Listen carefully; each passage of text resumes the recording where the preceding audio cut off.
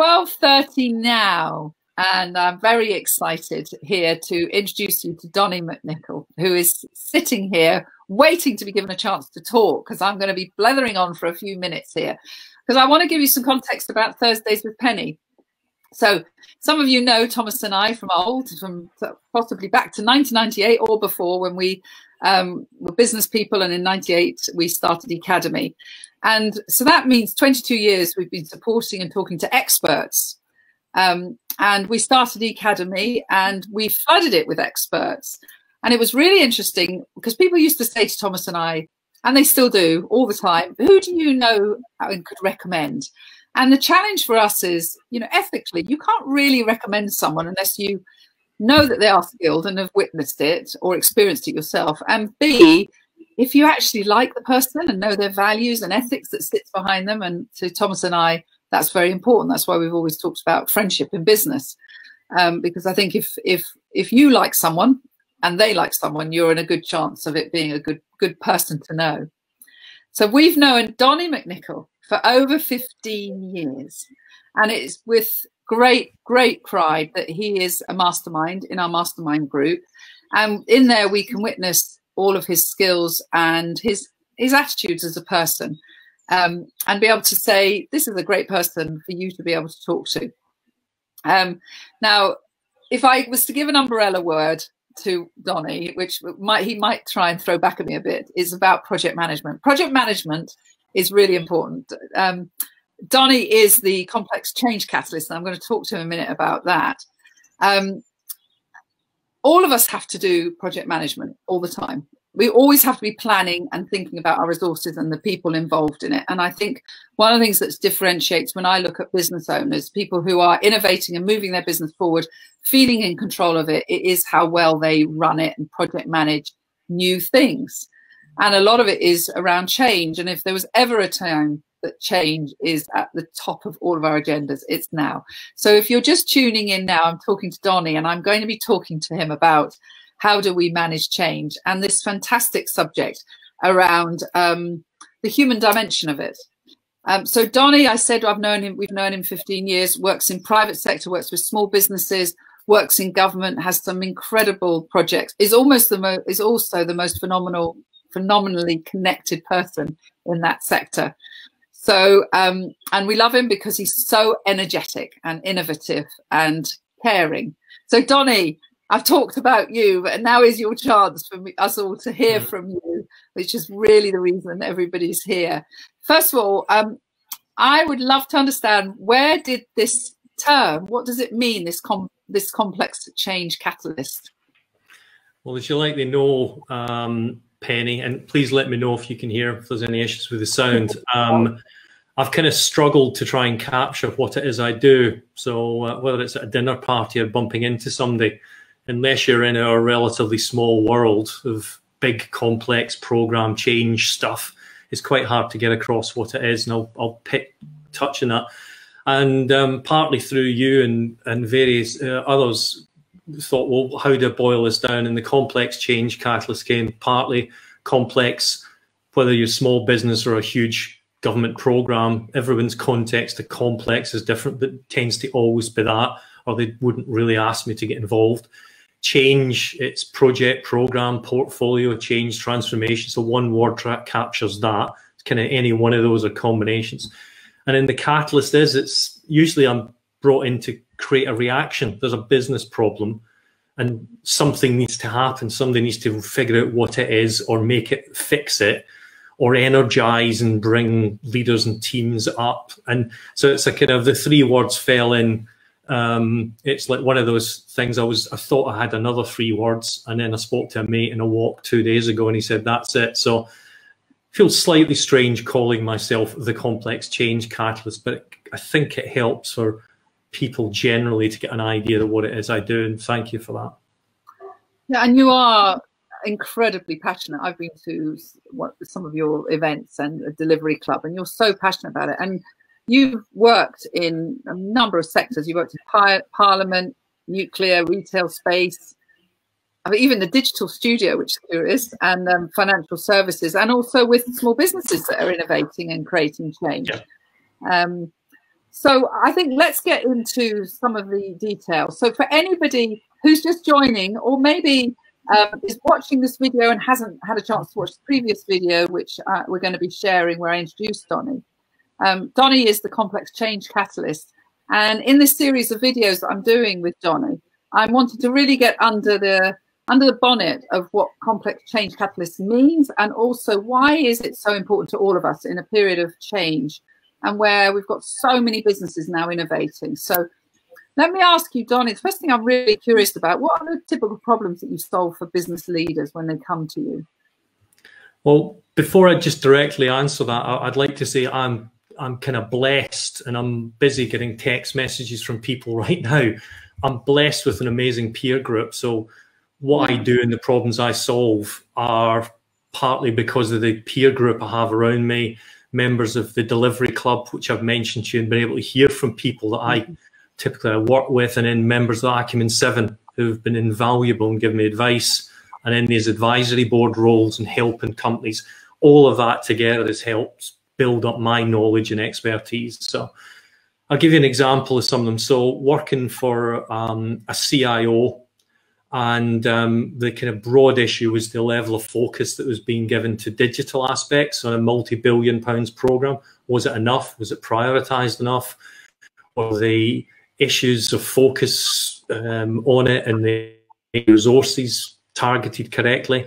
So that was one, and that's ended up, you know, designing a capability, a futures capability, sorting out issues, identifying, sorting out issues, and some relationship issues as well. So that's one. That's the kind of a business level, and I could talk about other MDs or CXO level, but I'll give you a kind of flavour of it. So if another one might be, say, of a head of program delivery, so somebody who's got accountability for the delivery of all projects or programs or portfolio, and it's going in and helping them with the performance.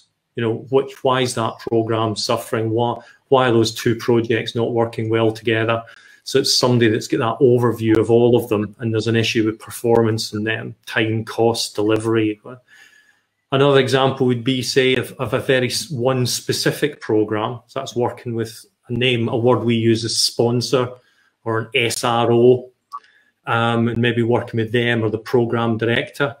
So an example was with the new UK space program, and that was helping them to identify a vision and alignment around the leadership team, because it was quite complex, bringing all sorts of people together. I'd say I could give you a couple more examples. Another one, slightly different, the head of delivery capability. So they're not actually doing it, but they're the people that all the project program portfolio change managers get developed and trained and mentored by, and that ended up putting in place an academy structure for one organization and community of practice. So that was another example. So they're kind of different. Yeah, amazing. Maybe see, Penny, why it's been quite challenging to describe what it is I do. It's not. It is challenging, but actually one of the things we're going to come on to in a moment is about this human dimension. Yeah. Because what I hear, I mean, you're talking to business leaders where they have a heck of a lot on their shoulders.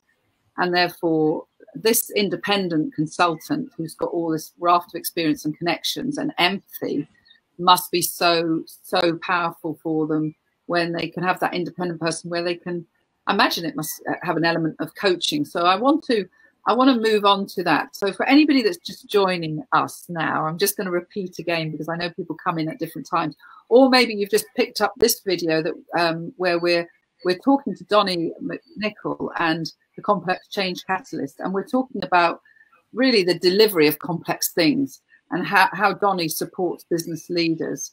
And the second question I've got, is I'm really curious about, is you talk about the importance of the human dimension in all of this work that you do. Tell me what you mean by that.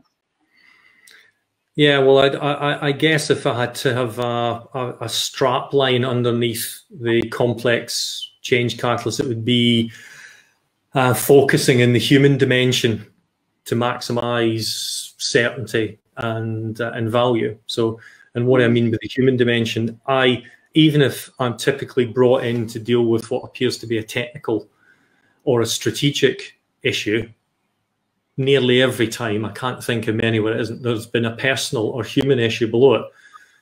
The relationships are fragile, not working.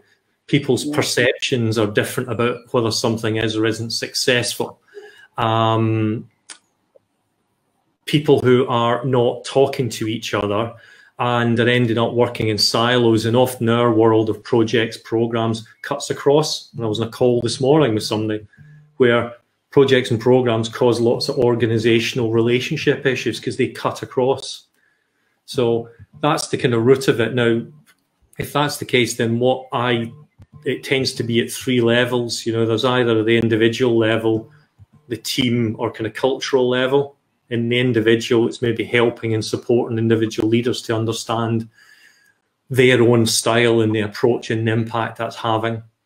The team bit, and if I maybe had to choose a favourite, you know, getting in front of teams, so whether it's a high-speed 2 design team or as a missile defence and MOD team together, or a team at the UK Space Agency, the leadership group, that dynamics of how different personality groups, and we both know, you know, we both use the same model actually, Penny, and as a number of other people, they're all broadly disk-based and use lots of other models, but it's really useful to really quickly get to the point why maybe people are finding relationships aren't working, or why perceptions are different, or why are you doing it this way versus that way, and why you constantly want to change things versus I thought we had a plan.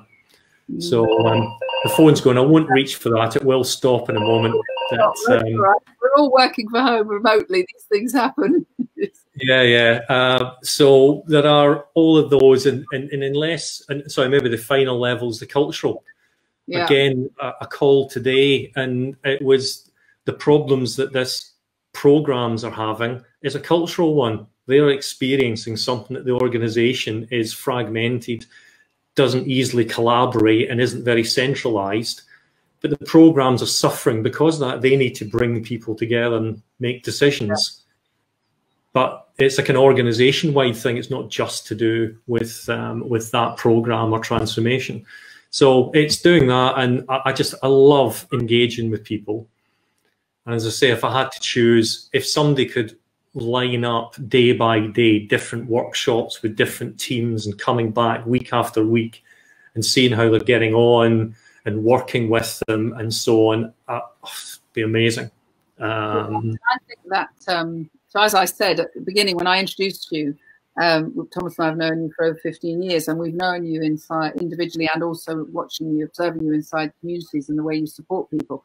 And I think this USP of your understanding of the human dimension is so powerful because, you know, I know a number of project managers. My daughter and my son have gone through a graduate program being taught it by one of the big consulting firms. I think there is a tendency when you're talking about personality types, a lot of people tend to be, well, we would talk blue in disc terms, wouldn't we? You know, that blue, you know, very, very organized, very factual, but not necessarily have those rounded people skills. It's not one of their most important priorities. But I imagine any team that is best is the ones where you can see all four people, four types, and understanding that those personality dimensions must be very powerful for the leaders of these teams. And that self-awareness as well, it must bring an amazing dimension. Well, you start bringing in, you know, diversity, actually encouraging it. I never usually go and say, not that I'm suggesting you're suggesting that, Penny, that, you know, you need to go and get some blues or some yellows, but ultimately, at least if a team knows, and if it helps explain the problem that they are having. If it doesn't, then that's fine, but it might help explain. So that's why we're not very innovative, or why we're stuck in our ways, or why that team over there and this team keep clashing, because it's just made up of different groups and personalities. And I mean, just to give a very hard, there is one bit of work I've done is collapsing the two together, and that's with a wonderful chap called Adrian Dooley. He's got the Praxis framework, which is a kind of project program framework, and we've mapped the people side into it. So it's like you chose the blue. The blue works and looks at risk differently from a yellow, or a red or a green, just do things differently. So we've mapped that together, and that's one of my proudest achievements in the last few years. It's freely available and out there, and I've just thoroughly enjoyed doing it, and we're looking to use it further. But it's bringing the, hate these terms, but everyone uses them, hard and the soft together. Yeah, and I mean, when everything's flowing fantastically in life, we're usually all wonderful. But in conflict, it's very helpful to see how people manage stress and how the different colours manage stress. I mean, I know that about myself. So in the DISC terms, I'm a green, so I'm very people-freely, touchy, loving. In conflict, I become quite introverted and I go into analysis mode. And it was interesting, you know, so those sort of things, it's very powerful when you're delivering a project. So I'm really curious now, because we need to stay on topic. So just for anybody that's just joining, or maybe you're watching this video as a series of videos that I was able to shoot with Donnie and send out. I'm talking to Donnie MacNicol, who is the complex change catalyst and has worked on some phenomenally huge projects, very exciting projects with quite incredible business leaders and teams. And we've been talking about the human dimension that sits behind projects and how that can impact their success, and how Donnie works within that realm.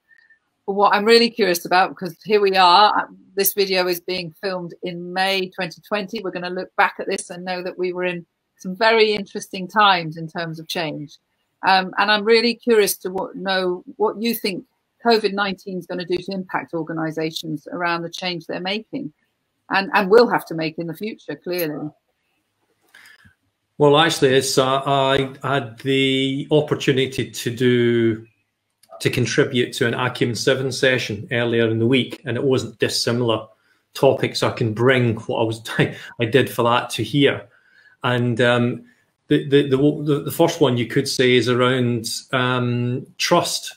You know, that was one that came out a few times. Is if organizations didn't trust their people before, then they have likely got a massive issue, because they no longer have that I can walk up to them, I can see that they are coming in at 9 and leaving at 5, which, you know, nowadays you think, God, that we surely have moved on. So I think it'll become stark for organizations that do we actually trust our people to be doing their jobs, and if they don't, then that's a performance issue and it should be dealt with. You know, if somebody's been paid to do a job and they can't, they need to be helped and supported to, but if they can't or don't want to, then, you know, it needs to be thought about. And because lots of focus has gone on engagement, but this is kind of starkly put it, focus. So I think I've spoken to people over the last few weeks, and they're in organizations where they are trusted resolutely, and they're encouraged and say, why are you not going out on your bike this afternoon? That's great stuff. So pick it up tonight when you come back if you want, you know, and the opposite is horrendous. You know, having to dial in every couple of hours and speak to people and fill the timesheet, tell them when they started and ended. So it's completely disparate ways that organizations, and that will lead to the level of energy that people put into firm, and ultimately whether people stay. You know, there's going to be a wave, I'm sure, of, we know there'll likely be a wave of redundancies, sadly, but there may well be a wave of moves and changes with employment going, actually, this just is not what the company I want to work for. So that's one aspect, certainly. Yeah, so just, you know, working on that. My first boss, when I became a director of a company, there was a change in the management of the boss. And so the new managing director came in. It was a company owned by a group. And he took me into his room and he said, oh, I've heard, you know, good things about you, Penny. This was in the tech sector. And I was 24 at the time. And but he said, I just want you to know I'm only ever interested in your output. I'm never going to monitor your input. And I sort of went out feeling fantastic. And I think that really played to my natural entrepreneurial spirit that I have, in that I don't want people to tell me how to do something or monitor my effort, or how I, you know, the days that I don't feel so good and the days that I do. So what you're saying there about trust is it's a completely changing leadership style of being able to really manage people by their output, not their input, which really lends itself to the human dimension and the project management stuff, doesn't it? It does. Now, I'll just kind of add to that. I think my colleague, Sarah, who I wrote Project Leadership with, is on the call. I say colleague, peer. And we did, and that was all about those leadership aspects.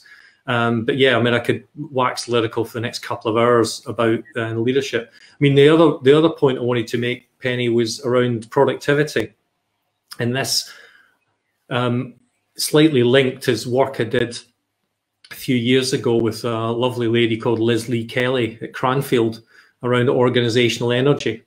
And organizational energy is what are the things that, you know, maximize and decrease, if you will, productivity. And I think some people I'm speaking to, some delivery leaders, can see that their people are being massively more productive. And why is that? Because a lot of the friction has been removed. There are things that used to exist and had to happen. Well, it's a 3-month cycle to do this, so you need to speak to these people, whatever. Now, hopefully everything is still being done from the same security standards to whatever, but something has changed, that things can happen incredibly quickly that were never, ever envisaged.